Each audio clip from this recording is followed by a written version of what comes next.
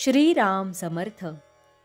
श्रोते हो, आपण ऐकत आहात श्री गोंदवलेकर महाराज यांचे प्रवचन. ज्याला समाधान तो भाग्यवान. ज्याचे हवेपण जास्त असते तो गरीब जाणावा आणि ज्याचे हवेपण कमी असते तो श्रीमंत जाणावा. परमार्थी म्हणजे भिकारी असे ज्याला वाटते त्याला श्रीमंतीची खरी कल्पनाच नाही. ज्याला नेहमी समाधान वाटते तोच खरा श्रीमंत. आमचा आधार पैशाचा, तो आज आहे आणि उद्या नाही. पायात जिथे डळमळी तिथे इमारत कुठे पक्की होईल. श्रीमान याचा अर्थ भगवंताशिवाय श्री असणारा असा होऊ नये याची श्रीमंतांनी काळजी घ्यावी. खरे म्हणजे समाधान हाच खरा पैसा, हीच खरी श्रीमंती, हेच खरे भाग्य आणि हेच खरे ऐश्वर्य होय. ज्याला समाधान जास्त तो जास्त भाग्यवान समजावा. समाधान हे आपल्याला घ्यायचे असते, दुसरा कोणी ते आपल्याला देऊ शकत नाही. खरोखर समाधानासारखे औषधच नाही, ते मिळत नाही म्हणून इतर औषधे घ्यावी लागतात. काळजी नाहीशी झाली की अखंड समाधान, शांती आणि आनंद मिळतो. पैलवानासारखा दिसणारा एक गृहस्थ होता. त्याला विचारले तर तो म्हणाला, अहो, मला मधुमेह झाला आहे, मी आतून पोखरला गेलो आहे, त्यापेक्षा तुम्ही बरे. खरोखर त्याचप्रमाणे पैशापासून प्राप्त होणाऱ्या ऐश्वर्याची अवस्था आहे.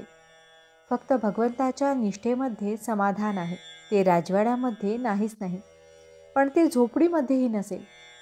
असमाधान हा रोग सर्वांनाच असल्यामुळे रोगांच्या यादीतून त्याचे नावच निघून गेले आहे.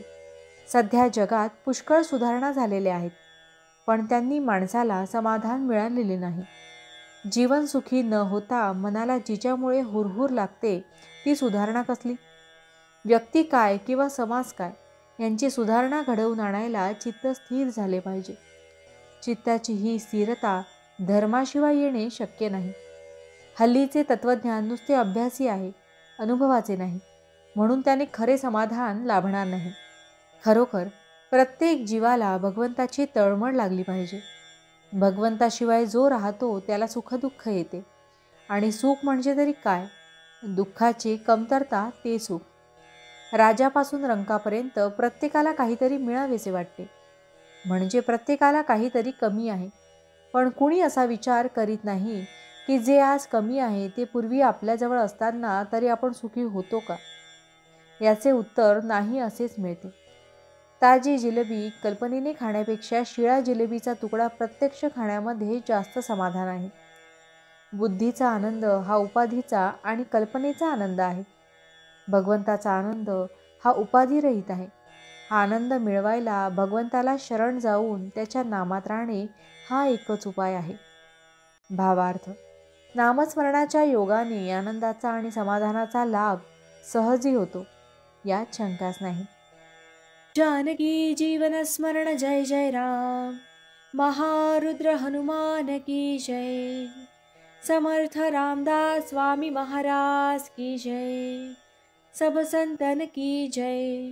श्री अनंत कोटि ब्रह्मांड नायक राजाधिराज सच्चिदानंद सद्गुरु श्री ब्रह्म चैतन्य महाराज की जय. जय जय रघुवीर समर्थ.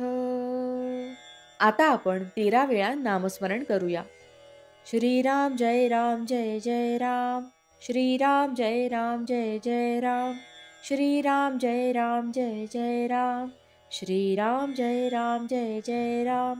श्रीराम जय राम जय जय राम. श्रीराम जय राम जय जय राम.